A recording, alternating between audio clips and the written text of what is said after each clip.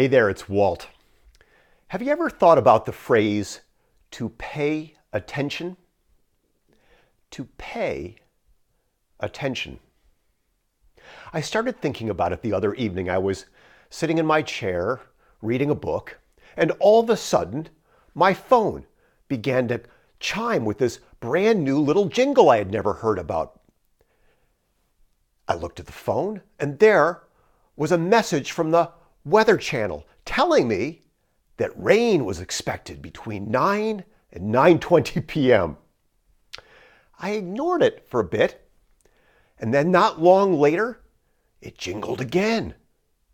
I had never heard this jingle before. This was the first time that I had heard the app jingle like this. I looked at it again, and it told me it was going to rain between 10:45 and 11. Now, we live in Ireland. It rains all of the time. I quickly understood that this was going to be problematic, and I jumped into my app and I disabled the notifications because it was going to make me insane. But the weather app, its new jingle, they're just part of the overall demand for our attention.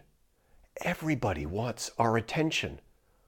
The app manufacturers, the advertisers, everybody wants our attention because our attention means money for them.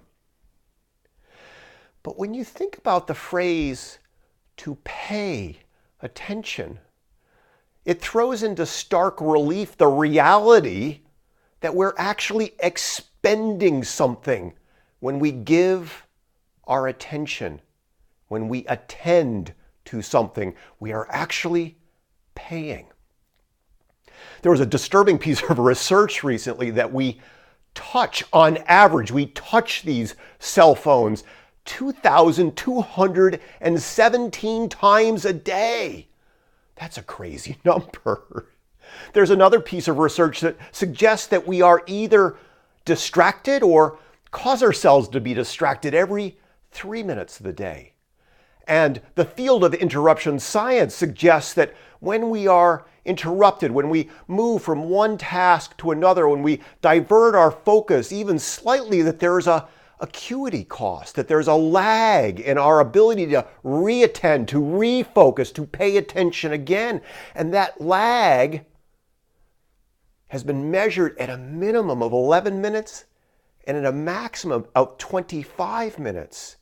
And so when we're continually paying attention to all of these various things that happen in our world, we are actually losing precious time in our day and in our lives. And ultimately our presence, our attention is our most valuable gift. It's the gift to our clients, to the work that we do, to the people that we serve. And there's really only so much to go around. I live perhaps in one of the most beautiful places in the world, and I have this amazing view. I have this beautiful home in which I live.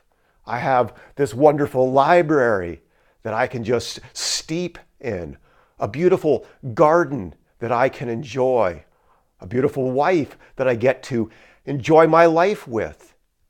And when my attention is constantly challenged by apps and notifications and emails and text messages and alerts, my attention gets diverted. It gets diffused. It gets watered down. And I dishonor those things that matter most. And so one of the things I've begun to become aware of is how many people and organizations and advertisers compete for my attention, want my attention, want to steal my attention, and how important it is to bring my attention back to those very few things that matter most. So it's kind of like a checking account. There's only so much attention there. How will you pay yours? Just a thought for the week. Make it a great rest of the day, great rest of the week. Talk soon.